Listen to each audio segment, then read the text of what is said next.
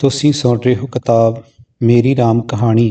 ਲੇਖਕ ਬਾਬਾ ਸੋਹਣ ਸਿੰਘ ਭਕਨਾ, ਸੰਪਾਦਕ ਰਾਜਵਿੰਦਰ ਸਿੰਘ ਰਾਹੀ। 11ਵੇਂ ਭਾਗ ਵਿੱਚ ਸੁਣੋ।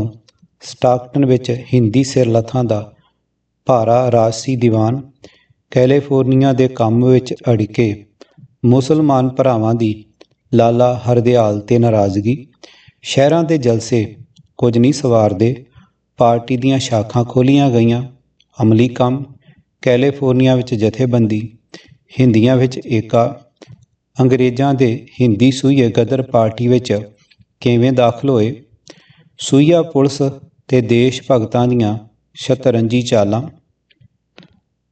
ਗਦਰ ਪਾਰਟੀ ਦੀ ਅਸਫਲਤਾ ਹਿੰਦੀ ਲੀਡਰਾਂ ਦੀ ਕਿਰਪਾ ਦਾ ਹੀ ਸਿੱਟਾ, ਜੇ ਹਿੰਦੀਆਂ ਵਿੱਚ ਰਤਾ ਵੀ ਅਕਲ ਹੁੰਦੀ, ਭਾਈ ਭਗਵਾਨ ਸਿੰਘ ਮੌਲਵੀ ਬਰਕਤੁੱਲਾ ਨਾਲ ਮੁਲਾਕਾਤ। ਆਵਾਜ਼ ਗੁਰਜੰਟ ਸਿੰਘ ਰੂਪਵਾਲੀ। ਵਾਹਿਗੁਰੂ ਜੀ ਕਾ ਖਾਲਸਾ, ਵਾਹਿਗੁਰੂ ਜੀ ਕੀ ਫਤਿਹ। ਸਟਾਕਟਨ ਵਿੱਚ ਹਿੰਦੀ ਸਿਰਲੱਥਾਂ ਦਾ ਭਾਰਾ ਰਾਜਸੀ ਦੀਵਾਨ। 1914 ਦੇ ਫਰਵਰੀ ਮਹੀਨੇ ਸਟਾਕਟਨ, ਕੈਲੀਫੋਰਨੀਆ ਵਿੱਚ ਭਾਈ ਕਰਤਾਰ ਸਿੰਘ ਸਰਾਭਾ, ਭਾਈ ਜਵਾਲਾ ਸਿੰਘ, ਭਾਈ ਵਿਸਾਖਾ ਸਿੰਘ ਤੇ ਭਾਈ ਕਰਮ ਸਿੰਘ ਆਦਿਕ ਦੇਸ਼ ਭਗਤਾਂ ਦੇ ਉਦਮ ਨਾਲ ਇੱਕ ਦੀਵਾਨ ਰੱਖਿਆ ਗਿਆ। ਇਸ਼ਤਿਹਾਰਾਂ ਰਾਹੀਂ ਅਮਰੀਕਾ ਦੇ ਸਾਰੇ ਹਿੰਦੀਆਂ ਪਾਸ ਇਸ ਦੀਵਾਨ ਨੂੰ ਸੋਭਾ ਦੇਣ ਲਈ ਬੇਨਤੀ ਕੀਤੀ ਗਈ। ਓਰੀਗਨ ਸਟੇਟ ਦੇ ਸਾਰੇ ਹਿੰਦੀਆਂ ਨੇ ਮੈਨੂੰ ਤੇ ਭਾਈ ਕੇਸਰ ਸਿੰਘ ਨੂੰ ਇਸ ਦੀਵਾਨ ਵਿੱਚ ਸ਼ਾਮਲ ਹੋਣ ਲਈ ਚੁਣਿਆ। ਭਾਈ ਭਗਤ ਸਿੰਘ, ਮਸ਼ਹੂਰ ਗਾਂਧਾ ਸਿੰਘ, ਮੁਨਸ਼ੀ ਰਾਮ ਸਕੱਤਰ ਅਸਟੋਰੀਆ ਬ੍ਰਾਂਚ ਤੇ ਇੱਕ ਹੋਰ ਦੇਸ਼ ਭਗਤ ਵੀ ਆਪਣੀ ਖੁਸ਼ੀ ਨਾਲ ਇਸ ਦੀਵਾਨ ਦੀ ਕਾਰਵਾਈ ਦੇਖਣ ਲਈ ਸਾਡੇ ਨਾਲ ਰਲ ਗਏ। ਅਸੀਂ ਪੰਜੇ ਦੀਵਾਨ ਦੇ ਟਿਕੇ ਗਏ ਦਿਨ ਤੋਂ ਇੱਕ ਦਿਨ ਪਹਿਲਾਂ ਸਾਨ ਫਰਾਂਸਿਸਕੋ ਪੁੱਜ ਗਏ।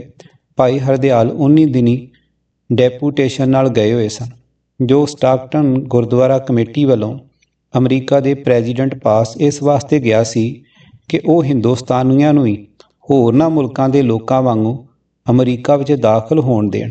ਇਸ ਡੈਪੂਟੇਸ਼ਨ ਦੀ ਮੁਲਾਕਾਤ ਪ੍ਰੈਜ਼ੀਡੈਂਟ ਨਾਲ ਤਾਂ ਨਾ ਹੋ ਸਕੀ, ਹਾਂ ਚੀਫ ਸੈਕਟਰੀ ਮਿਸਟਰ ਬਰਾਊਨ ਨਾਲ ਮੁਲਾਕਾਤ ਹੋਈ। ਉਸ ਨੇ ਉੱਤਰ ਦਿੱਤਾ, ਜੇ ਚੀਨ ਤੇ ਜਾਪਾਨ ਆਦਿਕ ਦੇਸ਼ਾਂ ਵਾਂਗੂ ਆਪਣੀ ਗਵਰਨਮੈਂਟ ਵੀ ਸਾਡੇ ਨਾਲ ਇਹ ਫੈਸਲਾ ਕਰ ਲਵੇ ਕਿ ਹਿੰਦੁਸਤਾਨੀਆਂ ਦੀ ਇੰਨੀ ਗਿਣਤੀ ਹਰ ਸਾਲ ਅਮਰੀਕਾ ਵਿੱਚ ਆਇਆ ਕਰੇਗੀ ਤਾਂ ਸਾਨੂੰ ਕੋਈ ਉਜ਼ਰ ਨਹੀਂ ਹੋਵੇਗਾ। ਅਮਰੀਕਾ ਗਵਰਨਮੈਂਟ ਇਸ ਦੇ ਵਾਸਤੇ ਤਿਆਰ ਹੈ। ਪਰ ਇਹ ਉਹਨਾਂ ਦਾ ਸਿਆਣਪ ਭਰਿਆ ਉੱਤਰ ਸੀ। ਮਿਸਟਰ ਬਰਾਊਨ ਚੰਗੀ ਤਰ੍ਹਾਂ ਜਾਣਦਾ ਸੀ ਕਿ ਅੰਗਰੇਜ਼ੀ ਗਵਰਨਮੈਂਟ ਹਿੰਦੁਸਤਾਨੀਆਂ ਵਾਸਤੇ ਅਮਰੀਕਾ ਨਾਲ ਅਜਿਹਾ ਫੈਸਲਾ ਕਰਨ ਲਈ ਕਦੀ ਤਿਆਰ ਨਹੀਂ ਹੋਵੇਗੀ, ਕਿਉਂ ਜੋ ਅੰਗਰੇਜ਼ੀ ਗਵਰਨਮੈਂਟ ਹਿੰਦੁਸਤਾਨੀਆਂ ਦਾ ਬਾਹਰ ਆਜ਼ਾਦ ਦੇਸ਼ਾਂ ਵਿੱਚ ਜਾਣਾ ਕਦੀ ਪਸੰਦ ਨਹੀਂ ਕਰਦੀ। ਉਸ ਨੂੰ ਸਦਾ ਇਹੋ ਭੈ ਰਹਿੰਦਾ ਹੈ ਕਿ ਹਿੰਦੁਸਤਾਨੀਆਂ ਦਾ ਕਿਤੇ ਆਜ਼ਾਦ ਦੇਸ਼ਾਂ ਦੀ ਹਵਾ ਨਾ ਖਾਣ, ਜਿਸ ਤੋਂ ਉਹਨਾਂ ਦੇ ਸਿਰ ਵਿੱਚ ਆਜ਼ਾਦੀ ਦਾ ਪਾਗਲਪਨ ਸਮਾ ਜਾਵੇ। ਚੀਫ ਸੈਕਟਰੀ ਅਮਰੀਕਾ ਇਹਨਾਂ ਗੱਲਾਂ ਦਾ ਖੂਬ ਜਾਣੂ ਸੀ ਕਿ ਨਾ 9 ਮਣ ਤੇਲ ਇਕੱਠਾ ਹੋਏਗਾ ਤੇ ਨਾ ਹੀ ਰਾਧਕਾ ਨੱਚੇ। ਖੈਰ, ਕੁਝ ਵੀ ਹੋਇਆ, ਪਰ ਗੁਰਦੁਆਰਾ ਕਮੇਟੀ ਦਾ ਇਹ ਉਦਮ ਨੇਕ ਨੀਤੀ ਦੇ ਦੇਸ਼ ਪ੍ਰੇਮ ਵਿੱਚ ਭਿੱਜਾ ਹੋਇਆ ਸੀ। ਗੁਰਦੁਆਰਾ ਕਮੇਟੀ ਵਿੱਚ ਵੀ ਅਕਸਰ ਦੇਸ਼ ਕੌਮ ਦੇ ਦਰਦੀ ਹੱਸੇ ਆਦਮੀ ਮੌਜੂਦ ਸਨ। ਗੁਰਦੁਆਰਾ ਕਮੇਟੀ ਦੇ ਪ੍ਰਧਾਨ ਭਾਈ ਧਰਮ ਸਿੰਘ ਜੀ, ਚੀਫ ਸਕੱਤਰ ਸੰਤ ਤਾਰਾ ਸਿੰਘ ਜੀ ਤੇ ਕਈ ਹੋਰ ਮੈਂਬਰ ਵੀ ਇਸ ਦੀਵਾਨ ਵਿੱਚ ਸ਼ਾਮਲ ਹੋਣ ਲਈ ਆਏ। ਉਹਨਾਂ ਸਾਰਿਆਂ ਨਾਲ ਸਾਡੀ ਮੁਲਾਕਾਤ ਹੋਈ। 2-3 ਦਿਨ ਮਗਰੋਂ ਭਾਈ ਹਰਦਿਆਲ ਵੀ ਵਾਪਸ ਆ ਗਏ, ਕੈਲੀਫੋਰਨੀਆ ਦੇ ਕੰਮ 'ਚ ਅੜਿੱਕੇ। ਮੈਂ ਉੱਪਰ ਦੱਸ ਆਇਆ ਹਾਂ ਕਿ ਕੈਲੀਫੋਰਨੀਆ ਨਾਲੋਂ ਓਰੀਗਨ ਸਟੇਟ ਵਿੱਚ ਜਥੇਬੰਦੀ ਪਹਿਲਾਂ ਹੋ ਗਈ ਸੀ ਤੇ ਪਹਿਲਾਂ ਅਖਬਾਰ ਵਾਸਤੇ ਰੁਪਇਆ ਵੀ ਓਰੀਗਨ ਸਟੇਟ ਦੇ ਹਿੰਦੀਆਂ ਨੇ ਹੀ ਦਿੱਤਾ ਸੀ। ਜਦੋਂ ਫਰਵਰੀ 1914 ਵਿੱਚ ਮੈਂ ਕੈਲੀਫੋਰਨੀਆ ਪੁੱਜਾ ਤਾਂ ਉਸ ਵਕਤ ਉੱਥੋਂ ਦੇ ਹਿੰਦੀਆਂ ਵਿੱਚ ਕੋਈ ਬਕਾਇਦਾ ਜਥੇਬੰਦੀ ਨਹੀਂ ਸੀ। ਇਸ ਜਥੇਬੰਦੀ ਦੇ ਨਾ ਹੋਣ ਦਾ ਕਾਰਨ ਇਹ ਸੀ ਕਿ ਇੱਕ ਤਾਂ ਦੋਹਾਂ ਥਾਵਾਂ ਦੇ ਹਿੰਦੀਆਂ ਦੀ ਰਿਹਾਇਸ਼ ਤੇ ਕੰਮ ਵਿੱਚ ਜ਼ਮੀਨ ਅਸਮਾਨ ਦਾ ਫਰਕ ਸੀ। ਓਰੀਗਨ ਸਟੇਟ ਦੇ ਹਿੰਦੀ ਸਦਾ ਇੱਕ ਥਾਂ ਕਾਰਖਾਨਿਆਂ ਵਿੱਚ ਕੰਮ ਕਰਦੇ ਘਰ ਵਾਂਗੂ ਰਹਿੰਦੇ ਤੇ ਹਰ ਸਾਤੇ ਆਪੋ ਵਿੱਚ ਕਾਰਖਾਨਿਆਂ ਵਿੱਚ ਇਕੱਠ ਕਰ ਲੈਂਦੇ। ਐਪਰ ਕੈਲੀਫੋਰਨੀਆ ਦੇ ਹਿੰਦੀਆਂ ਦੀ ਹਾਲਤ ਐਨ ਇਸ ਦੇ ਉਲਟ ਸੀ। ਉਹਨਾਂ ਨੂੰ ਪਿੰਡਾਂ ਦੀਆਂ ਪੈਲੀਆਂ ਵਿੱਚ ਕੰਮ ਕਰਨਾ ਪੈਂਦਾ ਸੀ, ਉਹ ਵੀ 5 ਦਿਨ ਕਿਤੇ 7 ਦਿਨ ਕਿਤੇ। ਸਦਾ ਮੁਸਾਫਰਾਂ ਵਾਂਗੂ ਬਿਸਤਰਾ ਸਿਰ ਚਾਈ ਫਿਰਨਾ ਪੈਂਦਾ ਸੀ। 2-4 ਮਹੀਨੇ ਇੱਕ ਥਾਂ ਟੇਕ ਕੇ ਕੰਮ ਕਰਨਾ ਅਸੰਭਵ ਸੀ। ਅਜਿਹੀ ਹਾਲਤ ਵਿੱਚ ਉਹ ਆਦਮੀ ਉਹਨਾਂ ਦੀ ਜਥੇਬੰਦੀ ਕਰ ਸਕਦਾ ਸੀ ਜੋ ਬਾਹਰ ਪਿੰਡਾਂ ਵਿੱਚ ਉਹਨਾਂ ਦੇ ਮਗਰ ਮਗਰ ਪਾਉਂਦਾ ਫਿਰੇ ਤੇ ਆਪਣਾ ਸੁੱਖ ਸਵਾਰਥ ਛਿੱਕੇ ਟੰਗ ਦੇਵੇ, ਨਾਲੇ ਹੋਵੇ ਵੀ ਇਹੋ ਜਿਹਾ ਕਿ ਜਿਸ ਪਰ ਲੋਕਾਂ ਨੂੰ ਭਰੋਸਾ ਹੋਵੇ, ਕਿਉਂ ਜੋ ਇਹ ਸਿੱਧੇ ਸਾਦੇ ਹਿੰਦੀ ਬਹੁਤ ਵਾਰੀ ਪੜ੍ਹੇ ਲਿਖੇ ਚਲਾਕ ਲੋਕਾਂ ਹੱਥੋਂ ਠੱਗੇ ਜਾ ਚੁੱਕੇ ਸਨ। ਇਸ ਲਈ ਹੁਣ ਉਹਨਾਂ ਨੂੰ ਛੇਤੀ ਛੇਤੀ ਕਿਸੇ ਉੱਤੇ ਭਰੋਸਾ ਨਹੀਂ ਸੀ ਹੋ ਸਕਦਾ। ਮੁਸਲਮਾਨ ਭਰਾਵਾਂ ਦੀ ਲਾਲਾ ਹਰਦਿਆਲ ਤੇ ਨਾਰਾਜ਼ਗੀ। ਦੂਜੇ ਮੁਸਲਮਾਨ ਭਰਾਵਾਂ ਨੂੰ ਲਾਲਾ ਹਰਦਿਆਲ ਉੱਤੇ ਇੱਕ ਬੜੀ ਭਾਰੀ ਸ਼ਿਕਾਇਤ ਇਹ ਸੀ ਕਿ ਜਦੋਂ ਭਾਈ ਜਵਾਲਾ ਸਿੰਘ ਨੇ ਹਿੰਦੁਸਤਾਨ ਦੇ ਅੱਡ-ਅੱਡ ਸੂਬਿਆਂ ਤੋਂ ਵਜ਼ੀਫਿਆਂ ਪਰ ਅਮਰੀਕਾ ਵਿੱਚੋਂ ਵਿਦਿਆਰਥੀ ਮੰਗਵਾਏ ਸਨ ਤਾਂ ਉਹਨਾਂ ਵਿੱਚ ਸੂਬਾ ਮਦਰਾਸ ਦਾ ਇੱਕ ਮੁਸਲਮਾਨ ਲੜਕਾ ਭਾਈ ਮਹਿਮੂਦ ਵੀ ਸੀ। ਮੁਸਲਮਾਨਾਂ ਦਾ ਖਿਆਲ ਸੀ ਕਿ ਭਾਈ ਹਰਦਿਆਲ ਨੇ ਜਾਣ ਬੁੱਝ ਕੇ ਭਾਈ ਮਹਿਮੂਦ ਨੂੰ ਵਜ਼ੀਫੇ ਤੋਂ ਵਿਰਵਾ ਰੱਖਿਆ ਸੀ, ਕਿਉਂ ਜੋ ਕਿਸੇ ਕਾਰਨ ਉਸ ਨੂੰ ਵਜ਼ੀਫਾ ਨਹੀਂ ਸੀ ਮਿਲਿਆ।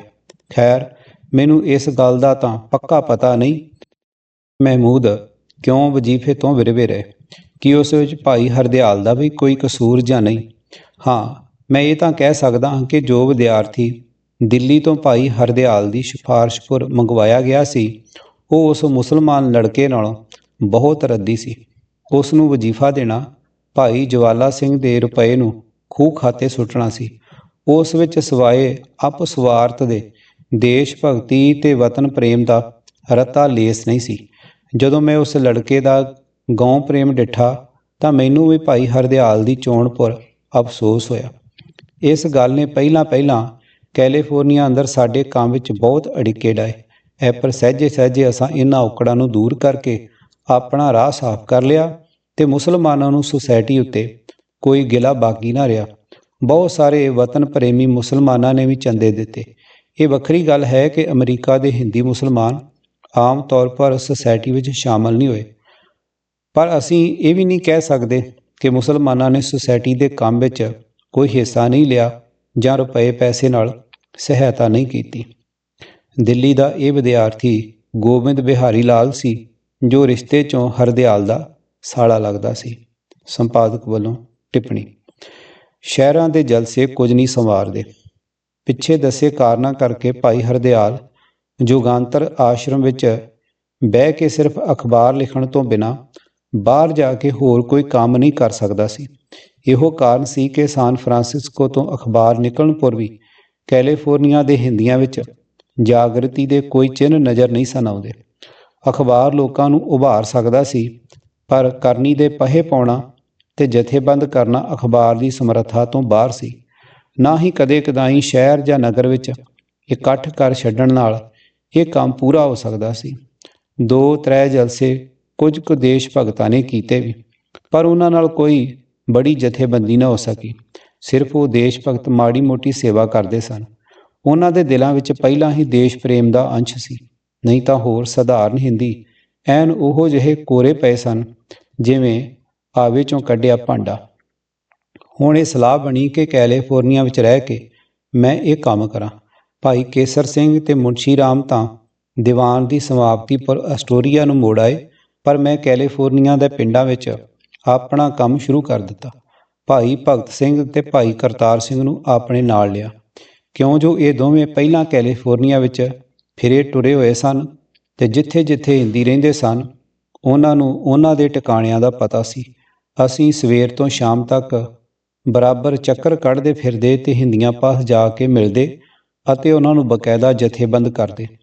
ਜਿਨ੍ਹਾਂ ਸੱਜਣਾਂ ਨੇ ਕੈਲੀਫੋਰਨੀਆ ਦੀਆਂ ਨਿੱਕੀਆਂ ਨਿੱਕੀਆਂ ਕੂਲਾਂ ਨਦੀਆਂ ਨੂੰ ਦੇਖਿਆ ਹੈ ਉਹ ਚੰਗੀ ਤਰ੍ਹਾਂ ਜਾਣਦੇ ਹਨ ਕਿ ਉੱਥੇ ਪੈਦਲ ਤੁਰਨਾ ਕਿੰਨਾ ਔਖਾ ਹੈ, ਪਰ ਸਾਨੂੰ ਇਸ ਔਕੜ ਦੀ ਰਤਾ ਜਿੰਨੀ ਪਰਵਾਹ ਨਹੀਂ ਸੀ। ਅਸੀਂ ਆਪਣੀ ਧੁਨ ਵਿੱਚ ਮਗਨ ਸਾਰਾ ਦਿਨ ਟੁਰੇ ਰਹਿੰਦੇ ਸਾਂ ਤੇ ਹਰ ਰੋਜ਼ ਵੱਧ ਤੋਂ ਵੱਧ ਕੰਮ ਕਰਨ ਦਾ ਯਤਨ ਕਰਦੇ ਸੀ।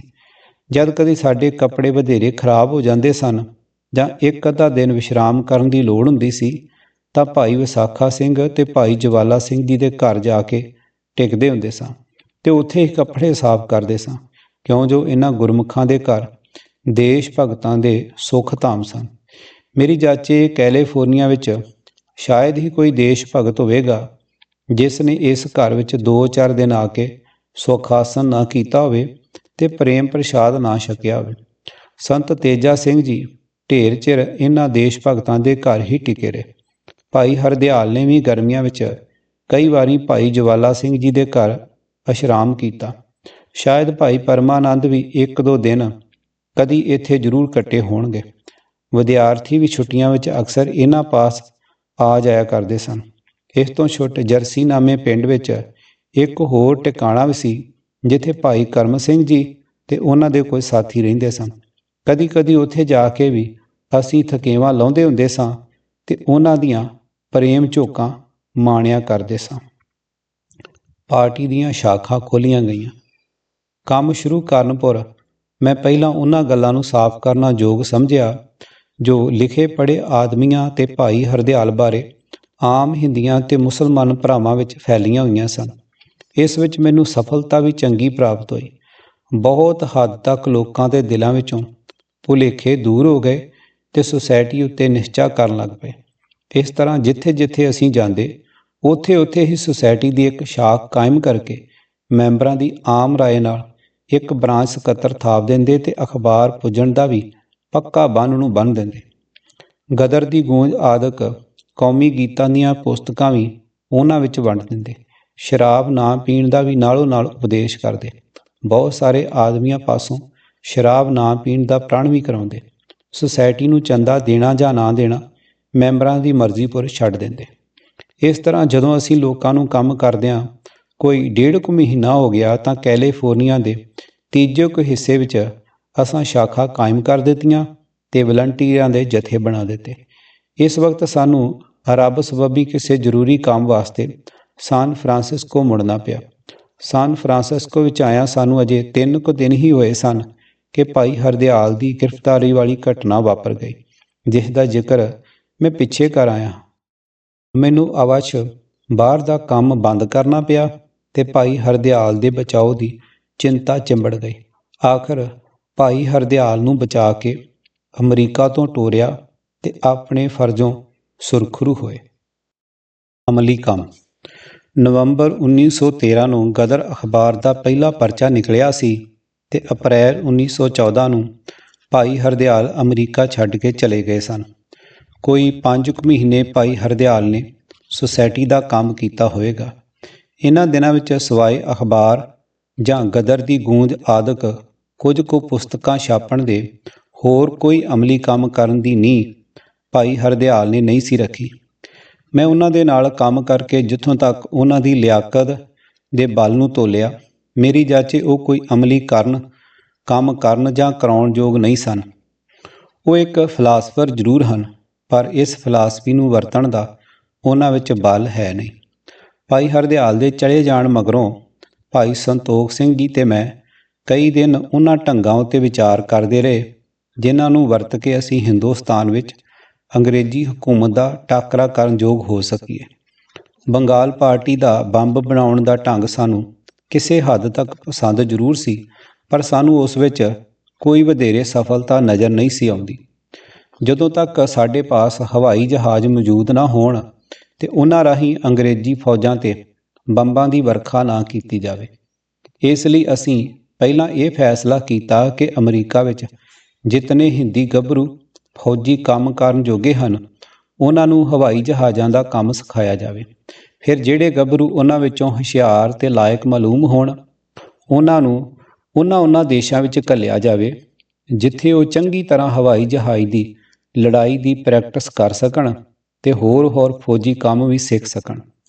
ਅਮਰੀਕਾ ਤੋਂ ਹੋਰਨਾਂ ਦੇਸ਼ਾਂ ਵਿੱਚ ਬੰਦੇ ਘੱਲਣ ਲਈ ਵੀ ਬਹੁਤ ਸਾਰੇ ਰੁਪਏ ਦੀ ਲੋੜ ਸੀ, ਪਰ ਸੁਸਾਇਟੀ ਪਾਸ ਇਸ ਵਕਤ ਰੁਪਇਆ ਹੈ ਨਹੀਂ ਸੀ। ਇਸ ਲਈ ਅਸੀਂ ਸਿਰਫ ਇੱਕ ਗੱਭਰੂ ਕੰਮ ਸਿੱਖਣ ਵਾਸਤੇ ਘੱਲਣ ਦੀ ਵਿਚਾਰ ਕੀਤੀ। ਇਸ ਤਰ੍ਹਾਂ ਇੱਕ ਤਾਂ ਵੇਖਿਆ ਜਾਵੇਗਾ ਭਈ ਸਾਡੇ ਗੱਭਰੂ ਇਸ ਕੰਮ ਨੂੰ ਸਿੱਖ ਵੀ ਸਕਦੇ ਹਨ ਕਿ ਨਹੀਂ, ਦੂਜੇ ਉਸਦੇ ਸਿੱਖ ਆਵਣਪੁਰ ਕਿਸੇ ਅਮਰੀਕਨ ਨਾਲ ਮਿਲ ਮਿਲਾ ਕੇ ਹਵਾਈ ਜਹਾਜ਼ ਦਾ ਲਾਇਸੈਂਸ ਲੈ ਲਵਾਂਗੇ ਤੇ ਐਵੇਂ ਬਾਕੀ ਗੱਭਰੂਆਂ ਨੂੰ ਵੀ ਸਿਖਾ ਦੇਵਾਂਗੇ। ਇਸ ਤਰ੍ਹਾਂ ਰੁਪਇਆ ਵੀ ਘੱਟ ਖਰਚਾ ਹੋਵੇਗਾ, ਨਾਲੇ ਕੰਮ ਵੀ ਮਾੜਾ ਮੋਟਾ ਸਿੱਖਿਆ ਜਾਵੇਗਾ। ਪਹਿਲਾ ਆਦਮੀ ਜੋ ਅਸਾਂ ਘੱਲਣ ਲਈ ਚੁਣਿਆ ਉਹ ਭਾਈ ਕਰਤਾਰ ਸਿੰਘ ਸੀ। ਉਸ ਨੂੰ ਈਸਟ ਪੂਰਬ ਵਿੱਚ ਹਵਾਈ ਜਹਾਜ਼ ਦਾ ਕੰਮ ਸਿੱਖਣ ਲਈ ਘੱਲ ਦਿੱਤਾ ਗਿਆ। ਕੈਲੀਫੋਰਨੀਆ ਵਿੱਚ ਜਥੇਬੰਦੀ। ਜਦੋਂ ਪ੍ਰਬੰਧਕ ਕਮੇਟੀ ਤੇ ਆਸ਼ਰਮ ਦੇ ਸਾਰੇ ਕੰਮਾਂ ਦਾ ਪੂਰਾ ਬੰਨ ਨੂੰ ਵੱਜ ਗਿਆ ਤਾਂ ਭਾਈ ਸੰਤੋਖ ਸਿੰਘ ਜੀ ਨੇ ਲਾਲਾ ਹਰਦਿਆਲ ਦੀ ਥਾਂ ਸੰਭਾਲ ਲਈ ਤੇ ਕਰਤਾਰ ਸਿੰਘ ਨੂੰ ਵੀ ਹਵਾਈ ਜਹਾਜ਼ ਦਾ ਕੰਮ ਸਿੱਖਣ ਲਈ ਆਖ ਦਿੱਤਾ। ਤਾਂ ਫਿਰ ਮੈਂ ਕੈਲੀਫੋਰਨੀਆ ਵਿੱਚ ਜਥੇਬੰਦੀ ਦਾ ਕੰਮ ਸ਼ੁਰੂ ਕਰ ਦਿੱਤਾ। ਇਸ ਵਾਰੀ ਮੈਂ ਇਕੱਲਾ ਹੀ ਬਾਹਰ ਨਿਕਲਿਆ, ਕਿਉਂ ਜੋ ਹੁਣ ਮੈਨੂੰ ਬਹੁਤ ਹੱਦ ਤੱਕ ਕੈਲੀਫੋਰਨੀਆ ਦਾ ਪਿੰਡਾਂ ਦਾ ਰਾਹ ਮਾਲੂਮ ਹੋ ਗਿਆ ਸੀ। ਕਦੀ ਕਦੀ ਭਾਈ ਭਗਤ ਸਿੰਘ ਤੇ ਇੱਕ ਦੂਜਾ ਕਰਤਾਰ ਸਿੰਘ ਥੋੜ੍ਹੇ ਦਿਨਾਂ ਲਈ ਮੇਰੇ ਨਾਲ ਸਹਾਇਤਾ ਵਾਸਤੇ ਜਾਇਆ ਕਰਦੇ ਸਨ, ਨਹੀਂ ਤਾਂ ਆਮ ਕਰਕੇ ਮੈਂ ਇਕੱਲਾ ਰਹਿੰਦਾ ਸੀ। ਪਰ ਹਿੰਦੀਆਂ ਨੂੰ ਹੁਣ ਬਹੁਤ ਹੱਦ ਤੱਕ ਸੁਸਾਇਟੀ ਪਰ ਵਿਸ਼ਵਾਸ ਹੋ ਗਿਆ ਸੀ ਤੇ ਪਿੰਡਾਂ ਤੋਂ ਮੈਨੂੰ ਦੇਸ਼ ਭਗਤਾਂ ਵੱਲੋਂ ਹੁਣ ਇਸ ਕੰਮ ਵਿੱਚ ਪੂਰੀ ਸਹਾਇਤਾ ਮਿਲਣ ਲੱਗ ਪਈ ਸੀ। ਇਸ ਤੋਂ ਬਿਨਾਂ ਕੈਲੀਫੋਰਨੀਆ ਦੇ ਹਿੰਦੀਆਂ ਨੂੰ ਭਾਈ ਸੰਤੋਖ ਸਿੰਘ ਜੀ ਪਰ ਮੇਰੇ ਨਾਲੋਂ ਵੀ ਕਈ ਗੁਣਾ ਵੱਧ ਵਿਸ਼ਵਾਸ ਸੀ। ਜਿਸ ਦਿਨ ਤੋਂ ਉਹ ਚੀਫ ਸੈਕਟਰੀ ਬਣੇ ਸਨ, ਕੈਲੀਫੋਰਨੀਆ ਦੇ ਹਿੰਦੀਆਂ ਦੇ ਦਿਲਾਂ ਵਿੱਚੋਂ ਸਾਰੀ ਬੇਪ੍ਰਤੀਤੀ ਦੂਰ ਹੋ ਗਈ ਸੀ। ਸੰਪਾਦਕ ਵੱਲੋਂ ਟਿੱਪਣੀ। ਭਾਈ ਭਗਤ ਸਿੰਘ ਉਰਫ ਗਾਂਧਾ ਸਿੰਘ ਕੱਚਰਪਨ ਪੰਜਾਬ ਆ ਕੇ ਫਾਂਸੀ ਲੱਗੇ। ਨੰਬਰ 2 ਭਾਈ ਕਰਤਾਰ ਸਿੰਘ ਦੁੱਕੀ ਪਿੰਡ ਲਤਾਲਾ ਜ਼ਿਲ੍ਹਾ ਲੁਧਿਆਣਾ, ਜਿਨ੍ਹਾਂ ਪੰਜਾਬ ਆ ਕੇ ਗਦਰ ਲਹਿਰ ਵਿੱਚ ਕੈਦ ਕੱਟੀ। ਦੇਸ਼ ਭਗਤਾਂ ਦੀ ਮਦਦ ਤੇ ਨਵੇਂ ਚੀਫ ਸੈਕਟਰੀ ਭਾਈ ਸੰਤੋਖ ਸਿੰਘ ਦੀ ਘਾਲਣਾ ਔਰ ਨੇਕ ਨੀਤੀ ਦੇ ਕਾਰਨ ਮੈਨੂੰ ਕੈਲੀਫੋਰਨੀਆ ਦੀ ਜਥੇਬੰਦੀ ਵਿੱਚ ਪੂਰੀ ਸਫਲਤਾ ਪ੍ਰਾਪਤ ਹੋਈ। ਸਾਨ ਫਰਾਂਸਿਸਕੋ ਦੇ ਇਲਾਕੇ ਵਿੱਚ ਜਿੱਥੇ ਹਿੰਦੀ ਵੱਸਦੇ ਸਨ, ਸਾਰੇ ਇੱਕ ਲੜੀ ਵਿੱਚ ਪਰੋਤੇ ਗਏ। ਥਾਂ ਪੁਰ ਥਾਂ ਦੇਸ਼ ਭਗਤੀ ਦੇ ਜਥੇ ਕਾਇਮ ਹੋ ਗਏ, ਜੋ ਹਰ ਸਮੇਂ ਤੇ ਹਰ ਹਾਲਤ ਅੰਦਰ ਸੁਸਾਇਟੀ ਦੇ ਹੁਕਮ ਅੰਦਰ ਸੇਵਾ ਕਰਨ ਨੂੰ ਤਿਆਰ ਸਨ। ਇਸ ਜਥੇਬੰਦੀ ਦੇ ਕੰਮ ਵਿੱਚ ਸਟਾਕਟਨ ਗੁਰਦੁਆਰਾ ਕਮੇਟੀ ਨੇ ਸਾਡੀ ਕਿਸੇ ਤਰ੍ਹਾਂ ਵਿਰੋਧਤਾ ਨਾ ਕੀਤੀ, ਭਾਵੇਂ ਗਦਰ ਪਾਰਟੀ ਦੇ ਕਈ ਮੈਂਬਰਾਂ ਵੱਲੋਂ ਕਦੀ ਗਲਤੀ ਨਾਲ ਉਹਨਾਂ ਪਰ ਹਮਲੇ ਵੀ ਕੀਤੇ ਗਏ ਤੇ ਕਈ ਵਾਰੀ ਗੜਬੜ ਮੱਚ ਜਾਣ ਦਾ ਡਰ ਵੀ ਪੈਦਾ ਹੋ ਗਿਆ। ਸਟਾਕਟਨ ਦੇ ਇੱਕ ਜਲਸੇ ਵਿੱਚ ਗਦਰ ਪਾਰਟੀ ਦੇ 1-2 ਮੈਂਬਰਾਂ ਵੱਲੋਂ ਕੁਝ ਵਧੀਕੀ ਵੀ ਹੋਈ, ਪਰ ਸੰਤ ਤਾਰਾ ਸਿੰਘ ਜੀ ਤੇ ਕਮੇਟੀ ਦੇ ਹੋਰ ਮੈਂਬਰਾਂ ਨੇ ਜਦੋਂ ਸਾਡੀ ਸੁਸਾਇਟੀ ਦੇ ਮੈਂਬਰਾਂ ਨੇ ਆਪਣੀ ਗਲਤੀ ਪਰ ਅਫਸੋਸ ਪ੍ਰਗਟ ਕੀਤਾ ਤਾਂ ਤੁਰੰਤ ਜਲਸੇ ਵਿੱਚ ਸ਼ਾਮਲ ਹੋਣਾ ਪ੍ਰਵਾਨ ਕਰ ਲਿਆ। ਸੰਤ ਤਾਰਾ ਸਿੰਘ ਜੀ ਨੇ ਬੜੇ ਪ੍ਰੇਮ ਭਰੇ ਸ਼ਬਦਾਂ ਵਿੱਚ ਤਕਰੀਰ ਵੀ ਕੀਤੀ, ਜਿਸ ਨਾਲ ਪਹਿਲਾਂ ਵਾਂਗੂ ਹੀ ਮੇਲ ਮਿਲਾਪ ਹੋ ਗਿਆ। ਮੈਂ ਅੱਜ ਵੀ ਸੰਤ ਤਾਰਾ ਸਿੰਘ ਜੀ ਤੇ ਸਟਾਕਟਨ ਗੁਰਦੁਆਰਾ ਕਮੇਟੀ ਦੇ ਮੈਂਬਰਾਂ ਦਾ ਧੰਨਵਾਦ ਕਰਦਾ ਹਾਂ, ਜਿਨ੍ਹਾਂ ਨੇ ਦੇਸ਼ ਸੇਵਾ ਵਿੱਚ ਕਿਸੇ ਤਰ੍ਹਾਂ ਦਾ ਝਿੜਕਾ ਨਾ ਡਾਇਆ, ਸਗੋਂ ਵਿੱਤ ਅਨੁਸਾਰ ਸਹਾਇਤਾ ਕੀਤੀ। ਹਿੰਦੀਆਂ ਵਿੱਚ ਏਕਾ। ਜਦੋਂ ਮੈਂ ਕੈਲੀਫੋਰਨੀਆ ਵਿੱਚ ਜਥੇਬੰਦੀ ਦਾ ਕੰਮ ਕਰ ਰਿਹਾ ਸੀ ਤਾਂ ਅੰਗਰੇਜ਼ੀ ਗਵਰਨਮੈਂਟ ਦੀ ਸੂਈਆ ਪੁਲਿਸ CID ਵੀ ਕੋਈ ਸੁੱਤੀ ਹੋਈ ਨਹੀਂ ਸੀ। ਉਹ ਮੇਰੇ ਨਾਲੋਂ ਵੀ ਵੱਧ ਕਈ ਢੰਗਾਂ ਨਾਲ ਹਿੰਦੀਆਂ ਦੇ ਦਿਲ ਨੂੰ ਗਦਰ ਪਾਰਟੀ ਵੱਲੋਂ ਖੱਟੇ ਕਰਨ ਦਾ ਯਤਨ ਕਰਦੀ ਸੀ। ਪੁਲਿਸ ਸੂਈਏ ਵੀ ਇੰਨੀ ਦਿਨੀ ਢੇਰ ਸਾਰੇ ਉੱਥੇ ਪੁੱਜ ਗਏ ਸਨ। ਜਿੱਥੇ ਮੈਂ ਸ਼ਾਖ ਕਾਇਮ ਕਰਕੇ ਜਾਂਦਾ ਸਾਂ, ਮੇਰੇ ਨਿਕਲਦੇ ਹੀ ਢਿੱਲ ਹੁੰਦੀ ਸੀ ਕਿ ਸੂਈਆ ਪੁਲਿਸ ਤੁਰੰਤ ਉੱਥੇ ਪੁੱਜ ਜਾਂਦੀ ਸੀ ਤੇ ਲੋਕਾਂ ਨੂੰ ਕਈ ਤਰ੍ਹਾਂ ਦੇ ਭਰਮ ਭੁਲੇਖੇ ਪਾਉਣ ਦੇ ਹੀਲੇ ਕਰਦੀ ਸੀ। ਪਰ ਇਹਨਾਂ ਯਤਨ ਕਰਨ ਪਰ ਵੀ ਉਹ ਮੇਰੇ ਮੁਕਾਬਲੇ ਵਿੱਚ ਸਫਲ ਨਾ ਹੋ ਸਕੀ। ਹਾਂ, ਮੈਂ ਉਹਨਾਂ ਦੀ ਅਸਫਲਤਾ ਦਾ ਮੋਟਾ ਜਿਹਾ ਕਾਰਨ ਸਮਝਦਾ ਹਾਂ ਕਿ ਹਿੰਦੀਆਂ ਵਿੱਚ ਹੁਣ ਵਤਨ ਪ੍ਰੇਮ ਤੇ ਕੌਮੀਅਤ ਦੀ ਅੰਗੂਰੀ ਫੁੱਟ ਪਈ ਸੀ। ਹੁਣ ਉਹ ਹਿੰਦੂ, ਮੁਸਲਮਾਨ ਤੇ ਸਿੱਖ ਆਦਿਕ ਮਜ਼ਹਬੀ ਬਖੇੜਿਆਂ ਦਾ ਅਸਲਾ ਸਮਝ ਚੁੱਕੇ ਸਨ। ਉਹ ਜਾਣਦੇ ਸਨ ਕਿ ਇਹਨਾਂ ਦੀ ਤਹਿ ਵਿੱਚ ਕੀ ਹੈ। ਹੁਣ ਉਹ ਆਪਣੇ ਆਪ ਨੂੰ ਹਿੰਦੀ ਤੇ ਕੌਮੀ ਭਰਾ ਮੰਨਦੇ ਸਨ। ਵਖੇਵਿਆਂ ਦੇ ਨਾਮ ਤੋਂ ਹੁਣ ਉਹਨਾਂ ਨੂੰ ਘਿਰਣਾ ਹੋ ਚੁੱਕੀ ਸੀ। ਜੋ ਆਦਮੀ ਉਹਨਾਂ ਨੂੰ ਮਜ਼ਹਬੀ ਵਿਤਕਰਿਆਂ ਦੀ ਆੜ ਵਿੱਚ ਸੰਥਾ ਦੇਣ ਦਾ ਯਤਨ ਕਰਦਾ ਸੀ, ਉਹ ਉਸ ਨੂੰ ਅੱਗੋਂ ਤੁਰੰਤ ਝਾੜ ਦਿੰਦੇ ਸਨ, ਜਿਸ ਤੋਂ ਉਸ ਨੂੰ ਦੁਬਾਰੇ ਮੂੰਹ ਖੋਲ੍ਹਣ ਦਾ ਹੀਆ ਹੀ ਨਹੀਂ ਸੀ ਪੈਂਦਾ। ਉਹਨਾਂ ਵਿੱਚ ਹਿੰਦ ਵਾਸੀ ਹਿੰਦੂ, ਮੁਸਲਮਾਨ, ਸਿੱਖ ਤੇ ਈਸਾਈਆਂ ਵਾਂਗ ਹੁਣ ਮਜ਼ਹਬੀ ਅੰਧ ਗਿਆਨ ਨਹੀਂ ਸੀ। ਉਹਨਾਂ ਦੀ ਮਜ਼ਹਬੀ ਜਹਾਲਤ ਦਾ ਹਨੇਰਾ ਅਮਰੀਕਾ ਦੀ ਨਵੀਂ ਰੌਸ਼ਨੀ ਵਿੱਚ ਰਹਿਣ ਕਰਕੇ ਉਡੰਤ ਹੋ ਚੁੱਕਾ ਸੀ। ਕਈ ਥਾਈਂ ਇੱਕੋ ਘਰ ਵਿੱਚ ਕਈ ਵੱਖ-ਵੱਖ ਮਜ਼ਹਬੀ ਖਿਆਲ ਰੱਖਣ ਵਾਲੇ ਬੰਦੇ ਰਹਿੰਦੇ ਸਨ, ਪਰ ਕੀ ਮਜਾਲ ਕਦੀ ਮਜ਼ਹਬ ਉੱਤੇ ਆਪੋ ਵਿੱਚ ਤੂੰ ਮੈਂ ਹੋਈ ਹੋਵੇ। ਸਵਾਮੀ ਰਾਮ ਤੀਰਥ ਜੀ ਦਾ ਇਹ ਕਥਨ ਐਨ ਠੀਕ ਹੈ, ਹਿੰਦੁਸਤਾਨੀਆਂ ਪਾਸ ਉਧਾਰ ਤੇ ਅਮਰੀਕਾ ਪਾਸ ਨਗਦ ਧਰਮ ਹੈ। ਅੰਗਰੇਜ਼ਾਂ ਦੇ ਹਿੰਦੀ ਸੂਈਏ ਗਦਰ ਪਾਰਟੀ ਵਿੱਚ ਕਿਵੇਂ ਦਾਖਲ ਹੋਏ। ਹੁਣ ਅਮਰੀਕਾ ਦੇ ਹਿੰਦੀ ਕਿਸੇ ਡਰ ਜਾਂ ਮਜ਼ਹਬੀ ਦੁਫੇੜਾਂ ਦੀ ਆੜ ਵਿੱਚ ਸੂਹੀਆ ਪੁਲਿਸ ਦੇ ਸ਼ਿਕਾਰ ਨਾ ਹੋ ਸਕੇ, ਸਗੋਂ ਦੇਸ਼ ਧਰੋਈਆਂ ਵੱਲੋਂ ਖੁੱਲ੍ਹਮ ਖੁੱਲ੍ਹੀ ਸੂਹ ਦੇਸ਼ ਭਗਤਾਂ ਨਾਲ ਪ੍ਰੇਮ ਕਰਨ ਲੱਗ ਪਏ। ਕੌਮੀ ਹਾਣ ਲਾਭ ਦੇ ਅਰਥ ਉਹਨਾਂ ਨੇ ਚੰਗੀ ਤਰ੍ਹਾਂ ਸਮਝ ਲਏ। ਇਸ ਲਈ ਸੂਹੀਆ ਪੁਲਿਸ ਨੂੰ ਹਜ਼ਾਰ ਯਤਨ ਕਰਨ ਪਰ ਵੀ ਅਸਫਲਤਾ ਦਾ ਹੀ ਮੂੰਹ ਦੇਖਣਾ ਨਸੀਬ ਹੋਇਆ। ਅੱਜ ਤੱਕ ਤਾਂ ਮੇਰੇ ਕੋਲ ਆਪਣਾ ਕਮਾਇਆ ਰੁਪਇਆ ਹੈਗਾ ਸੀ, ਜਿਸ ਵਿੱਚੋਂ ਕਿਰਾਏ ਤੇ ਰੋਟੀ ਆਦਿ ਪਰ ਮੈਂ ਖਰਚ ਕਰਦਾ ਰਿਹਾ।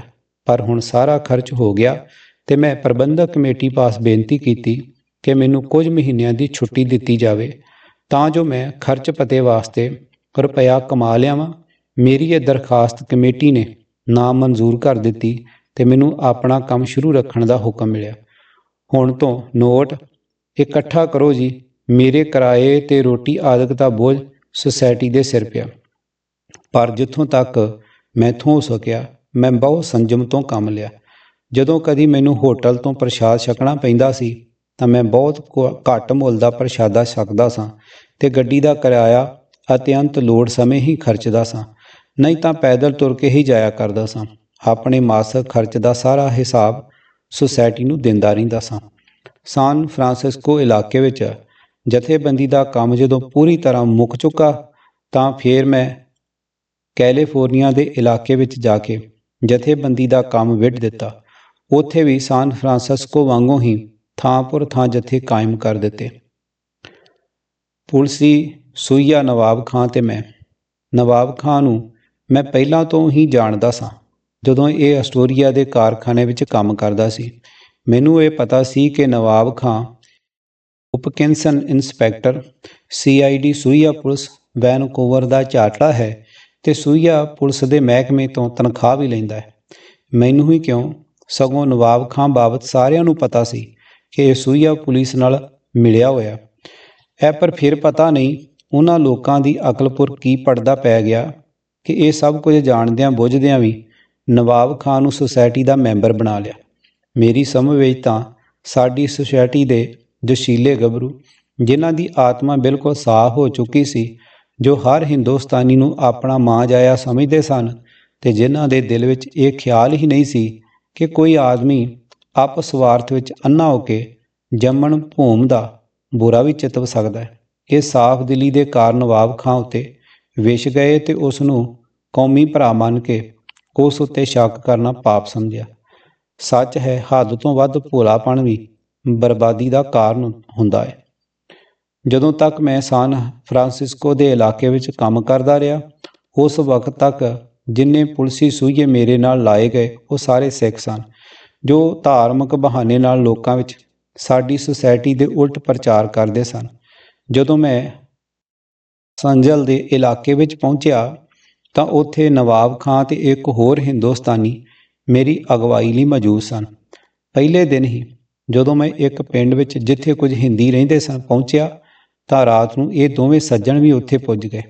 ਮੇਰੇ ਨਾਲ ਜਦੋਂ ਉਹਨਾਂ ਦੀ ਮੁਲਾਕਾਤ ਹੋਈ ਤਾਂ ਮੈਂ ਬਹੁਤ ਪ੍ਰੇਮ ਪਿਆਰ ਨਾਲ ਉਹਨਾਂ ਨੂੰ ਮਿਲਿਆ, ਕਿਉਂ ਜੋ ਕਿਸੇ ਨਾਲ ਰੁੱਖੇ ਹੋ ਕੇ ਮਿਲਣਾ, ਭਾਵੇਂ ਉਹ ਵੈਰੀ ਵੀ ਕਿਉਂ ਨਾ ਹੋਵੇ, ਮੈਂ ਚੰਗਾ ਨਹੀਂ ਸਮਝਦਾ। ਵੈਰੀ ਪਾਸੋਂ ਆਪ ਨੂੰ ਬਚਾਉਣਾ ਇਹ ਹਰ ਇੱਕ ਆਦਮੀ ਦੀ ਆਪਣੀ ਸਮਝ ਉੱਤੇ ਨਿਰਭਰ ਹੁੰਦਾ ਹੈ। ਅੱਖੜ ਪੁਣੇ ਨਾਲ ਪੇਸ਼ ਆਉਣਾ ਤੇ ਖਰਵੀ ਗੱਲਬਾਤ ਕਰਨਾ ਮਨੁੱਖ ਪੁਣੇ ਤੋਂ ਪਰੇ ਹੈ, ਜਿਸ ਦੇ ਕਾਰਨ ਮਨੁੱਖ ਆਪੇ ਹੀ ਮਨੁੱਖ ਪੁਣੇ ਤੋਂ ਡਿੱਗ ਪੈਂਦਾ ਹੈ। ਦੇਸ਼ ਭਗਤ ਤੇ ਗਵਰਨਮੈਂਟ ਦੇ ਚਾਟੜੇ ਆਪ ਵਿੱਚ ਜੋ ਚਾਲਾਂ ਚੱਲਦੇ ਹਨ, ਇਹ ਸ਼ਤਰੰਜ ਦੀ ਬਾਜ਼ੀ ਵਾਂਗੂ ਆਪਸ ਦੀ ਇੱਕ ਖੇਡ ਹੁੰਦੀ ਹੈ। ਬਸ ਜੋ ਹੁਸ਼ਿਆਰ ਖਿਲਾੜੀ ਹੁੰਦਾ ਹੈ, ਇਸ ਵਿੱਚ ਘਬਰਾਉਣਾ ਜਾਂ ਸਦਾਚਾਰ ਤੋਂ ਬਾਹਰ ਹੋਣਾ ਇੱਕ ਕਮਜ਼ੋਰ ਦਿਲ ਆਦਮੀ ਦੀਆਂ ਗੱਲਾਂ ਹਨ। ਜੋ ਆਪਣੀ ਡਿਊਟੀ ਨੂੰ ਸਮਝਦੇ ਨੇ, ਉਹ ਭਾਵੇਂ ਦੇਸ਼ ਭਗਤ ਹੋਣ ਚਾਹੇ ਸੂਹੀਆ ਪੁਲਿਸ ਦੇ ਸਿਪਾਹੀ, ਉਹ ਨਾ ਘਬਰਾਉਂਦੇ ਨੇ ਤੇ ਨਾ ਹੀ ਗੱਲਾਂ ਬਾਤਾਂ ਵਿੱਚ ਸਦਾਚਾਰ ਹੱਥੋਂ ਛੱਡਦੇ ਨੇ। ਉਹ ਆਪੋ ਵਿੱਚ ਚਾਲਾਂ ਚੱਲਦੇ ਹੋਏ ਸਦਾ ਖੁਸ਼ ਰਹਿੰਦੇ ਨੇ ਤੇ ਇੱਕ ਦੂਜੇ ਦੇ ਬਹਾਦਰਾਨਾ ਹਮਲੇ ਦੀ ਕਦਰ ਵੀ ਕਰਦੇ ਨੇ। ਪਰ ਅਫਸੋਸ, ਹਿੰਦੁਸਤਾਨ ਦੀ ਪੁਲਿਸ ਨੂੰ ਅਜੇ ਇਹ ਮਨੁੱਖੀ ਦਰਜਾ ਹਾਸਲ ਨਹੀਂ ਹੈ। ਇਸ ਵਿੱਚ ਅੱਜ ਤੱਕ ਅਮਰੀਕਾ, ਯੂਰਪ ਤੇ ਜਾਪਾਨ ਦੀ ਪੁਲਿਸ ਨਾਲੋਂ ਬਹੁਤ ਵੱਧ ਪਸ਼ੂਪੁਣਾ ਦਿਸਦਾ ਹੈ।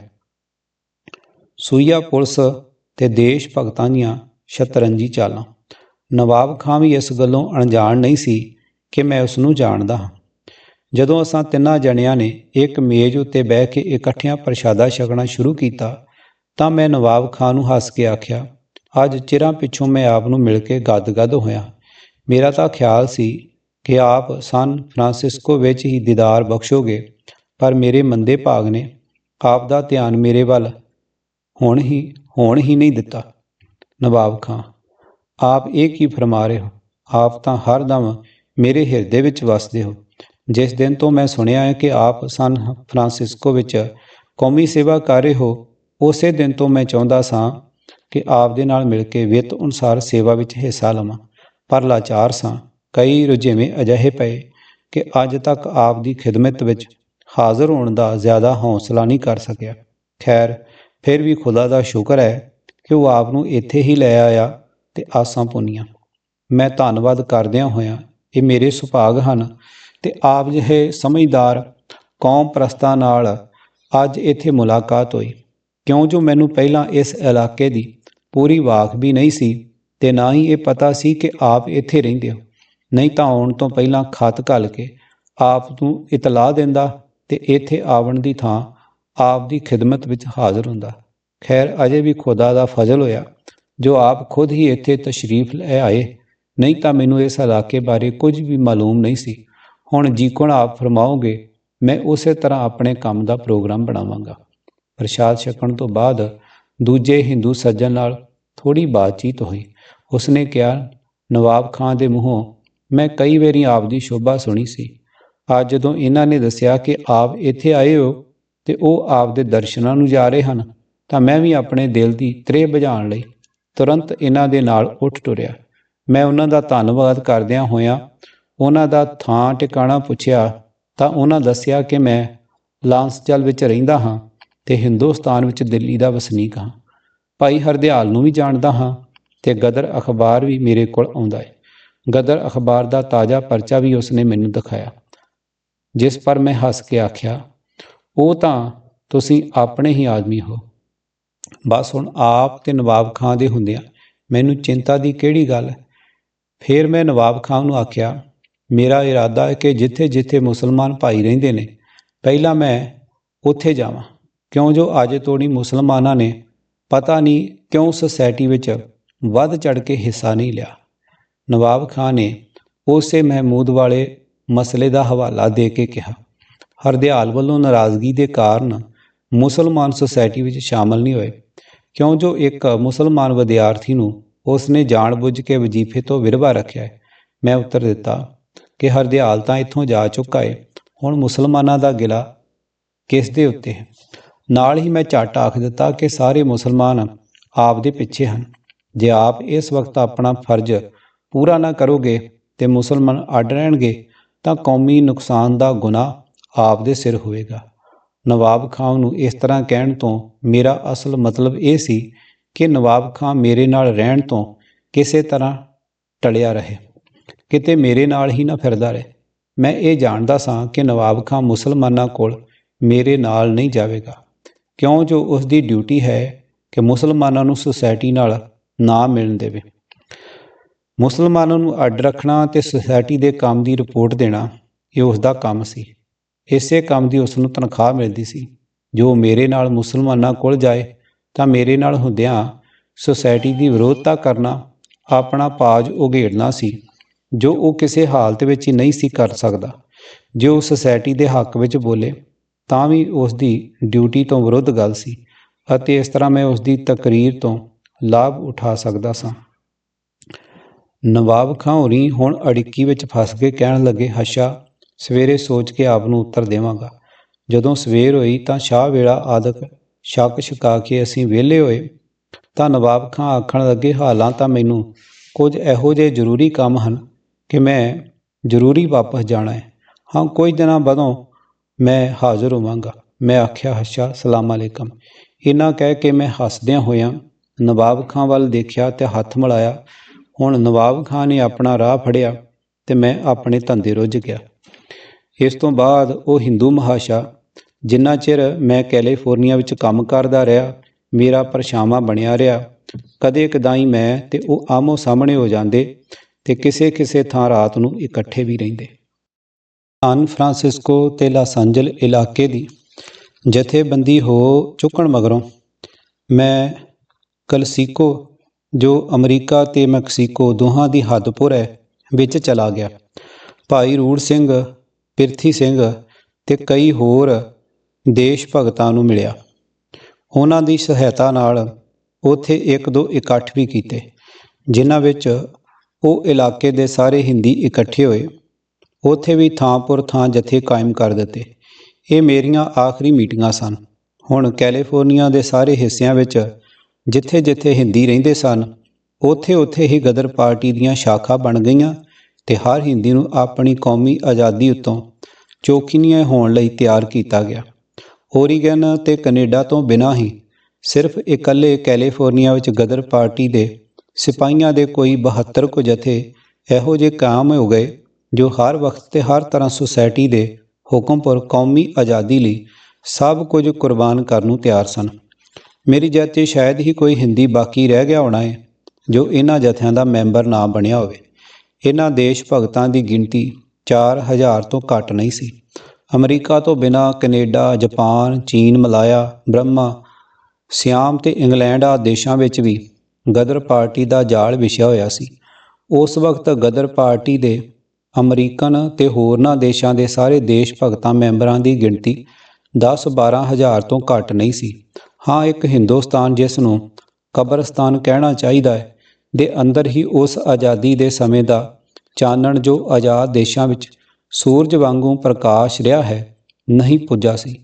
ਹੋਰ ਸਾਰੇ ਹਿੰਦੀ, ਕੀ ਅਮਰੀਕਨ, ਕੀ ਜਾਪਾਨੀ ਤੇ ਕੀ ਚੀਨੀ, ਗੱਲ ਕੀ ਸਾਰੇ ਦੇ ਸਾਰੇ ਜਾਗ ਉੱਠੇ ਸਨ ਤੇ ਆਪਣੀ ਜਨਮ ਭੂਮੀ ਦੀ ਬੰਦ ਖਲਾਸ ਕਰਨ ਖਾਤਰ ਹਰ ਤਰ੍ਹਾਂ ਦੀ ਕੁਰਬਾਨੀ ਕਰਨ ਲਈ ਚਾਓ ਲਈ ਮਤੇ ਫਿਰਦੇ ਸਨ। ਗਦਰ ਪਾਰਟੀ ਦੀ ਅਸਫਲਤਾ ਹਿੰਦੀ ਲੀਡਰਾਂ ਦੀ ਕਿਰਪਾ ਦਾ ਹੀ ਸਿੱਟਾ ਹੈ। ਹੁਣ ਪਾਠਕ ਖੁਦ ਫੈਸਲਾ ਕਰ ਲੈਣ ਕਿ ਕੀ ਗਦਰ ਲਹਿਰ ਬਾਲਾਂ ਦੀ ਖੇਡ ਸੀ ਜਾਂ ਉਸ ਵਕਤ ਦੀ ਕਾਂਗਰਸ ਆਦਿਕ ਜ਼ਿੰਮੇਵਾਰ ਸੁਸਾਇਟੀਆਂ, ਜਿਨ੍ਹਾਂ ਨੇ ਦੇਸ਼ ਭਗਤਾਂ ਦੀ ਹਾਲ ਪਾਰਿਆ ਤੇ ਉਹਨਾਂ ਦੀਆਂ ਕੁਰਬਾਨੀਆਂ ਦੀ ਰਤਾ ਪ੍ਰਵਾਹ ਨਾ ਕੀਤੀ ਤੇ ਗਦਰ ਪਾਰਟੀ ਦਾ ਢੰਡੋਰਾ ਸੁਣ ਕੇ ਵੀ ਪਾਸਾ ਤੱਕ ਨਾ ਪਰਤਿਆ, ਸਗੋਂ ਖੁਦ ਆਪਣੇ ਹੱਥੀਂ ਦੇਸ਼ ਭਗਤਾਂ ਦੀਆਂ ਗਰਦਨਾਂ ਵੱਢੀਆਂ, ਉਹਨਾਂ ਨੂੰ ਮੂਰਖ ਆਖ ਕੇ ਦੁਨੀਆ ਸਾਹਮਣੇ ਬਦਨਾਮ ਕੀਤਾ। ਦੇਸ਼ ਕੌਮ ਦੀ ਹਮਦਰਦੀ ਦਾ ਰੌਂ ਦੇਸ਼ ਭਗਤਾਂ ਵੱਲ ਮੋੜਨ ਦੀ ਥਾਂ ਉਲਟ ਅੰਗਰੇਜ਼ ਮਾਲਕਾਂ ਵੱਲ ਵਗਾਇਆ ਤੇ ਸਾਰੇ ਦੇਸ਼ ਨੂੰ ਧੋਖਾ ਦੇ ਕੇ ਗਦਰ ਲਹਿਰ ਨੂੰ ਫੇਲ ਕੀਤਾ ਤੇ ਕੌਮ ਦੀਆਂ ਸਾਰੀਆਂ ਸੁਤੰਤਰ ਆਸਾਂ ਉਮੀਦਾਂ ਜੋ ਉਸ ਸੁਨਹਿਰੀ ਮੌਕੇ ਪਰ ਰੂਸ ਵਾਂਗੂ ਫਲਣੀਆਂ ਫੁੱਲਣੀਆਂ ਸਨ, ਆਪਣੇ ਹੱਥੀਂ ਉਹਨਾਂ ਦਾ ਗਲਾ ਵੱਢਿਆ। ਮੈਂ ਸੱਚ ਕਹਿੰਦਾ ਹਾਂ ਕਿ ਗਦਰ ਪਾਰਟੀ ਦੇ ਫੇਲ ਹੋਣ ਦਾ ਜੇ ਕੋਈ ਸਭ ਤੋਂ ਵੱਡਾ ਸਬੱਬ ਹੈ ਤਾਂ ਉਸ ਵਕਤ ਦੇ ਹਿੰਦੀ ਲੀਡਰਾਂ ਦੀ ਗਲਤੀ ਤੇ ਕਮਜ਼ੋਰੀ ਹੀ ਹੈ, ਜਿਨ੍ਹਾਂ ਨੇ ਪਰਦੇਸਾਂ ਤੋਂ ਆਏ ਦੇਸ਼ ਭਗਤਾਂ ਨੂੰ ਆਪਣੀ ਮੌਤ ਦੇ ਡਰ ਕਰਕੇ ਨਾ ਸੰਭਾਲਿਆ ਤੇ ਰੁਪਇਆ ਆਦਿਕ ਦੀ ਵੀ ਕੋਈ ਮਦਦ ਨਾ ਦਿੱਤੀ ਅਤੇ ਨਾ ਹੀ ਉਹਨਾਂ ਨੂੰ ਆਪਣੇ ਨਾਲ ਮਿਲਾ ਕੇ ਆਜ਼ਾਦੀ ਦਾ ਝੰਡਾ ਝੁਲਾਇਆ। ਮੈਨੂੰ ਕਈ ਵਾਰੀ ਭਾਈ ਪਰਮਾਨੰਦ ਉੱਤੇ ਵੀ ਅਫਸੋਸ ਆਉਂਦਾ ਹੈ। ਉਹ ਅੰਦਰੋਂ ਤਾਂ ਆਜ਼ਾਦੀ ਦੇ ਪੱਕੇ ਹਾਮੀ ਸਨ, ਪਰ ਮੈਦਾਨ ਵਿੱਚ ਨਿਤਰਨ ਤੋਂ ਡਰਦੇ ਸਨ। ਉਹ ਇਕੱਲੇ ਵੀ ਜੇ ਬਾਹਰੋਂ ਆਈ ਆਜ਼ਾਦੀ ਦੀ ਲਹਿਰ ਨੂੰ ਸੰਭਾਲ ਲੈਂਦੇ ਤਾਂ ਇਸ ਵਿੱਚ ਰਤਾ ਵੀ ਸੰਦੇਹ ਨਹੀਂ ਹੈ, ਅੱਜ ਹਿੰਦੁਸਤਾਨ ਦਾ ਨਕਸ਼ਾ ਜ਼ਰੂਰ ਹੋਰ ਹੀ ਹੁੰਦਾ, ਗੁਲਾਮੀ ਦੀ ਥਾਂ ਜ਼ਰੂਰ ਆਜ਼ਾਦੀ ਹੁੰਦੀ। ਇਹ ਜੋ ਆਖਿਆ ਜਾਂਦਾ ਹੈ ਕਿ ਗਦਰ ਲਹਿਰ ਦੇ ਫੇਲ ਹੋਣ ਦਾ ਵੱਡਾ ਸਬੱਬ ਇਹ ਹੈ ਕਿ ਉਸ ਵਿੱਚ ਕੋਈ ਮਸ਼ਹੂਰ ਆਗੂ ਨਹੀਂ ਸੀ ਜਿਸ ਦੇ ਨਾਮ ਪਰ ਆਮ ਲੋਕ ਇਸ ਲਹਿਰ ਵਿੱਚ ਸ਼ਾਮਲ ਹੋ ਸਕਦੇ। ਇਹ ਗੱਲ ਕਿਸੇ ਹੱਦ ਤੱਕ ਸੱਚ ਹੈ, ਪਰ ਇਹ ਬਾਹਰੋਂ ਆਏ ਦੇਸ਼ ਭਗਤਾਂ ਦਾ ਕਸੂਰ ਨਹੀਂ ਸੀ।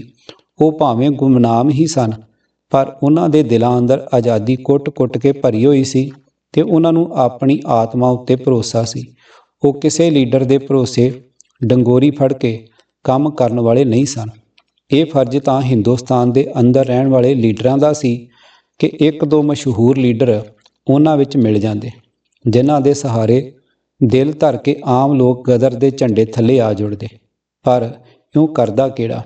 ਉਹ ਜੋ ਆਪਣਾ ਸਿਰ ਵੱਢ ਕੇ ਪਹਿਲਾਂ ਕੌਮ ਦੇ ਚਰਨਾਂ ਵਿੱਚ ਰੱਖ ਦਿੰਦਾ ਜਥਾ ਸੀਸ ਵੱਢੇ ਕਰ ਵੈਸਣ ਦੀਜੈ, ਬਿਨ ਸਿਰ ਸੇਵ ਕਰੀਜੈ। ਲਹਿਰ ਵਿੱਚ ਸ਼ਾਮਲ ਹੋਣਾ ਕੋਈ ਠੱਠਾ ਨਹੀਂ ਸੀ। ਇਹੋ ਜਿਹੇ ਲੀਡਰ ਭਲਾ ਕਦ ਗਦਰ ਲਹਿਰ ਵਿੱਚ ਸ਼ਾਮਲ ਹੋ ਸਕਦੇ ਨੇ, ਜਿਨ੍ਹਾਂ ਦਾ ਫਾਂਸੀ ਜਾਂ ਅੰਡੇਮਾਨ ਦਾ ਨਾਂ ਸੁਣ ਕੇ ਹੀ ਲਹੂ ਖੁਸ਼ਕ ਹੋ ਜਾਂਦਾ ਹੈ। ਇਸ ਲਹਿਰ ਵਿੱਚ ਤਾਂ ਉਹ ਸੂਰਬੀਰ ਸ਼ਾਮਲ ਹੁੰਦੇ ਹਨ ਜੋ ਮੌਤ ਨੂੰ ਜੀਵਨ ਤੇ ਗੁਲਾਮੀ ਦੇ ਜੀਵਨ ਨੂੰ ਮੌਤ ਸਮਝਦੇ ਹਨ ਅਤੇ ਦੁੱਖ, ਦਾਰੂ, ਸੁੱਖ, ਰੋਗ, ਭਇਆ ਦੇ ਅਰਥਾਂ ਨੂੰ ਘੋਖਦੇ ਹਨ। ਅਜੇ ਵੀ ਸਾਡੇ ਲੀਡਰਾਂ ਦੀ ਹਾਲਤ ਬਹੁਤ ਕਮਜ਼ੋਰ ਹੈ। ਉਹਨਾਂ ਨੂੰ ਆਪ ਦੇ ਬਲ ਉੱਤੇ ਰਤਾ ਵੀ ਭਰੋਸਾ ਨਹੀਂ ਹੈ। ਉਹਨਾਂ ਦੀ ਸਮਝ ਆਜ਼ਾਦ ਮੁਲਕਾਂ ਦੇ 5 ਵਰ੍ਹਿਆਂ ਦੇ ਬਾਲਕ ਜਿੰਨੀ ਵੀ ਨਹੀਂ। ਇਹ ਅਜੇ ਤੱਕ ਸੈਲਫ ਗਵਰਨਮੈਂਟ ਦੇ ਸੁਪਨੇ ਹੀ ਦੇਖ ਰਹੇ ਨੇ। ਉਹਨਾਂ ਨੂੰ ਇਹ ਵਿਸ਼ਵਾਸ ਹੀ ਨਹੀਂ ਕਿ ਅਸੀਂ ਵੀ ਅੰਗਰੇਜ਼ ਤੋਂ ਬਿਨਾਂ ਆਪਣਾ ਆਪ ਸੰਭਾਲ ਸਕਦੇ ਹਾਂ। ਉਹਨਾਂ ਦੇ ਦਿਲ ਵਿੱਚ ਬੱਚੇ ਵਾਂਗੂ ਜੋ ਹਊਏ ਦਾ ਡਰ ਅੰਗਰੇਜ਼ਾਂ ਨੇ ਵਾੜ ਦਿੱਤਾ ਹੈ ਕਿ ਜੇ ਅਸੀਂ ਨਾ ਹੋਈਏ ਤਾਂ ਤੁਸੀਂ ਹਿੰਦੂ ਮੁਸਲਮਾਨ ਆਪਸ ਵਿੱਚ ਕੱਟ ਕੇ ਮਰ ਜਾਓਗੇ। ਤੁਹਾਡੀ ਭਲਾਈ ਤੇ ਖੁਸ਼ਹਾਲੀ ਸਾਡੀ ਗੁਲਾਮੀ ਵਿੱਚ ਹੀ ਹੈ। ਅਜੇ ਤੱਕ ਦੂਰ ਨਹੀਂ ਹੁੰਦਾ। ਭਲਾ ਜੇ ਮੰਨ ਵੀ ਲਈਏ ਕਿ ਅੰਗਰੇਜ਼ਾਂ ਦੇ ਚਲੇ ਜਾਣ ਮਗਰੋਂ ਅਸੀਂ ਏਡੇ ਹੀ ਮੂਰਖ ਬਣ ਜਾਵਾਂਗੇ ਜੋ ਆਪੋ ਵਿੱਚ ਘਰੋਗੀ ਜੰਗ ਸ਼ੁਰੂ ਕਰ ਬਈਏ, ਤਾਂ ਵੀ ਇਸ ਵਿੱਚ ਕੀ ਹਰਜ ਹੈ। ਘਰੋਗੀ ਜੰਗ ਵਿੱਚ ਜੋ ਧਿਰ ਜੇਤੂ ਹੋਵੇਗੀ ਉਹ ਵੀ ਤਾਂ ਹਿੰਦੀ ਹੀ ਹੋਣਗੇ। ਦੇਸ਼ ਗੈਰ ਦੀ ਗੁਲਾਮੀ ਤੋਂ ਪਵਿੱਤਰ ਵੀ ਤਾਂ ਹੀ ਹੋ ਸਕਦਾ। ਨਾ ਕਿੱਧਰ ਦੀ ਦਨਾਈ ਹੈ ਕਿ ਗੈਰਾਂ ਦੇ ਛਿੱਤਰ ਖਾਧੇ ਜਾਣ ਤਾਂ ਮਨਜ਼ੂਰ, ਪਰ ਆਪਣਾ ਭਰਾ ਦਾ ਹੱਥ ਫੁੱਲ ਮਾਰਿਆ ਵੀ ਸੇਲਾ ਪ੍ਰਤੀਤ ਹੋਵੇ। ਗੈਰਾਂ ਦੀ ਗੁਲਾਮੀ ਤੋਂ ਛੱਟ ਤਾਂ ਖੋਤੇ ਵਾਂਗੂ ਚਾਈ ਫਿਰੀਏ, ਪਰ ਆਪਣੇ ਦਾ ਤੀਲਾ ਵੀ ਸ਼ਤੀਰ ਟੁਕੇ ਕਿ ਇਹ ਬੱਚਿਆਂ ਵਾਲੇ ਖਿਆਲ ਨਹੀਂ ਤਾਂ ਹੋਰ ਕੀ ਨੇ।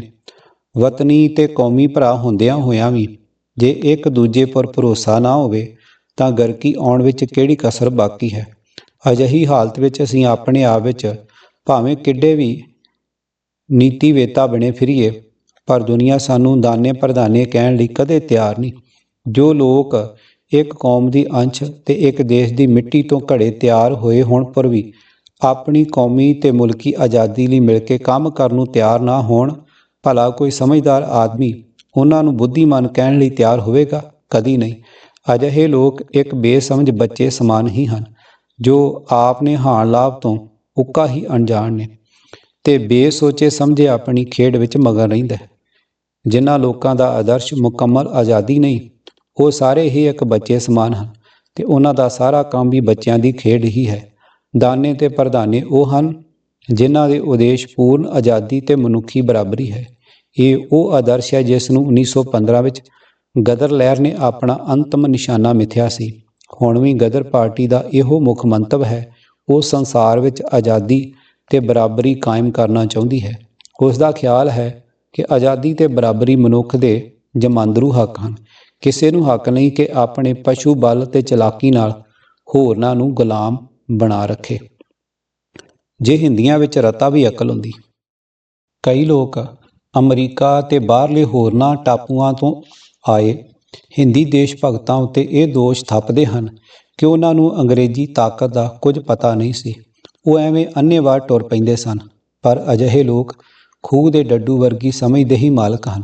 ਜੋ ਖੂਹ ਵਿੱਚ ਪਿਆ ਬਾਹਰਲੀ ਦੁਨੀਆ ਵੱਲੋਂ ਉੱਕਾ ਹੀ ਅਣਜਾਣ ਹੈ ਤੇ ਸਮਝਦਾ ਹੈ ਕਿ ਬਸ ਸਾਰੀ ਦੁਨੀਆ ਇਸ ਖੂਹ ਦੇ ਅੰਦਰ ਹੀ ਹੈ ਤੇ ਮੈਂ ਸਾਰੀ ਦੁਨੀਆ ਦਾ ਜਾਣੂ ਹਾਂ।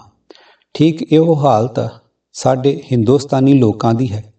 ਜਿਨ੍ਹਾਂ ਲੋਕਾਂ ਦਾ ਇਹ ਖਿਆਲ ਹੈ ਕਿ ਅਮਰੀਕਾ ਵਾਲਿਆਂ ਨੂੰ ਕੋਈ ਖਬਰ ਨਹੀਂ ਸੀ, ਉਹਨਾਂ ਨੂੰ ਸਮਝ ਲੈਣਾ ਚਾਹੀਦਾ ਹੈ ਕਿ ਉਹਨਾਂ ਭਰਾਵਾਂ ਨੂੰ ਲੜਾਈ ਦੀਆਂ ਉਹ ਬਹੀਆਂ ਖਬਰਾਂ ਮਿਲਦੀਆਂ ਸਨ ਜੋ ਬਾਹਰਲੇ ਦੇਸ਼ਾਂ ਵਿੱਚ 1 ਮਹੀਨਾ ਪਹਿਲਾਂ ਨਿਕਲ ਚੁੱਕੀਆਂ ਹੁੰਦੀਆਂ ਸਨ।